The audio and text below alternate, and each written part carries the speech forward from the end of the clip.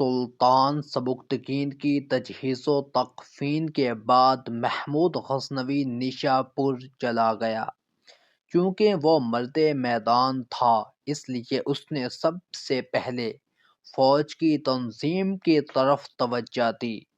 اس نے غزنی جا کر سلطنت کے کاروبار کو دیکھنا ملتوی کر دیا۔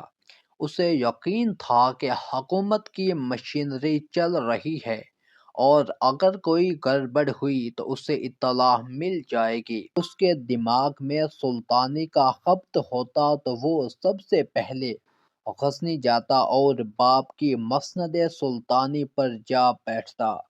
محمود غزنوی علماء، صوفیاء اور اولیاء کا شیدائی تھا۔ ان میں ابو الحسن خرقانی وہ ولی تھے جن کا وہ مرید تھا۔ ایک اور بزرگ ابو سعید عبد الملک صوفیاء میں سے تھے جن کا محمود غزنوی معتقد تھا۔ خرقانی کہیں دور رہتے تھے۔ محمود کبھی کبھی ان کے ہاں سلام اور پند و نصیحت کے لیے جایا کرتا تھا اور ابو سعید کبھی کبھی ان کے ہاں آ جایا کرتے تھے۔ بہیقوئی لکھتا ہے کہ محمود غزنوی ان کے استقبال کے لیے دربار سے اٹھ کر باہر جا کھڑا ہوتا تھا۔ محمود غزنوی کے ذہن پر راجہ جے پال اور اس کے بت سوار تھے۔ اس کی توجہ فوجی امور پر مرکوز تھی۔ اسے معلوم ہی نہیں تھا کہ اس کی سلطنت کو خوش آمدیوں کی دیمک لگ چکی ہے اور خزانہ تیزی سے خالی ہو رہا ہے۔ محمود غزنوی کو یہ اطلاع اس کی انٹیلی جنس کے ایک آدمی نے دی جو غزنی سے یہی اطلاع دینے آیا تھا۔ اس نے بتایا کہ سلطنت کی گدی پر اس کا چھوٹا بھائی اسماعیل بیٹھ چکا ہے اور اس نے اپنی سلطانی کا فرمان بھی جاری کر دیا ہے۔ اسماعیل سلطان سبکتگین کی دوسری بیوی سے تھا۔ سبکتگین کی وفات کے وقت یہ بیوی اس کے پاس پہنچ گئی تھی۔ اس کے نزاع کے عالم نے سلطان سبکتگین سے اس وصیت پر دستخط کروائے تھے کہ اسماعیل اس کی سلطنت کا جانشین ہوگا۔ متعصب غیر مسلم مورخوں نے لکھا ہے کہ سبکتگین نے محمود کو اس لیے جانشین نہیں بنایا تھا کہ وہ اس ماں کے بطن سے تھا جو غلاموں کی نسل سے تھی اور اسماعیل کی ماں شاہی خاندان سے تعلق رکھتی تھی۔ اس دور کے وقائع نگاروں کی تحریروں کے مطابق یہی تسلیم کیا جا سکتا ہے کہ سبکتگین کے آخری لمحات اس قدر شدید تکلیف میں گزرے کہ اس نے نیم غشی کی کیفیت میں اسماعیل کو جانشین مقرر کر دیا۔ اس داستان کی پچھلی اقساط میں تفصیل سے سنایا جا چکا ہے کہ محمود غزنوی کی ماں کون تھی اور کس خاندان سے تعلق رکھتی تھی۔ محمد قاسم فرشتہ لکھتا ہے کہ اسماعیل نوجوان اور خلنٹیرا تھا۔ اسے محمود کے مقابلے میں کوئی عسکری تجربہ نہیں تھا۔ جنگوں میں سبکتگین کے ساتھ محمود رہتا تھا۔ سبکتگین نے اسماعیل کو اپنا جانشین مقرر کیا ہی نہیں ہوگا۔ اگر کیا ہی تھا تو اس کے عالم نزاع سے فائدہ اٹھاتے ہوئے اسماعیل کی ماں نے اپنے بیٹے کو سلطان بنوایا ہوگا۔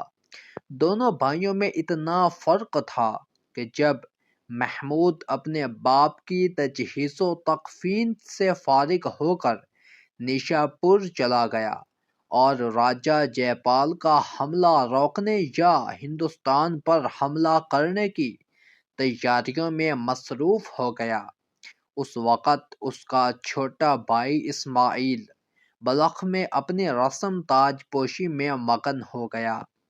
سلطان عالی مقام غزنی سے آئے ہوئے آدمی نے محمود غزنوی سے کہا، اب ہندوستان کے کسی راجہ کو ہماری سلطنت پر حملہ کرنے کی ضرورت نہیں رہی۔ ہمارے دشمن ہماری سلطنت کی تباہی چاہتے ہیں۔ آپ نے اور آپ کے والد مرحوم نے انہیں ناکوں چنے چبوا دیے ہیں۔ وہ جب بھی آئے اپنے خون میں ڈوب گئے، مگر سلطان سبکتگین مرحوم سلطنت کی تباہی کا انتظام بھی اپنے ہاتھوں کر گئے ہیں۔ فوراً وہ خبر سناؤ جو غزنی سے لائے ہو۔ محمود غزنوی نے کہا، میں نے آپ کو سلطان کہا ہے کیونکہ آپ مرحوم سلطان کے بیٹے ہیں۔ اس آدمی نے کہا، مگر سلطان آپ نہیں، آپ کے برخوردار بھائی اسماعیل ہیں۔ میں آپ کا خادم اور ملازم ہوں۔ مجھے اس سے کوئی سروکار نہیں کہ سلطنت کی گدی پر کون بیٹھا ہے۔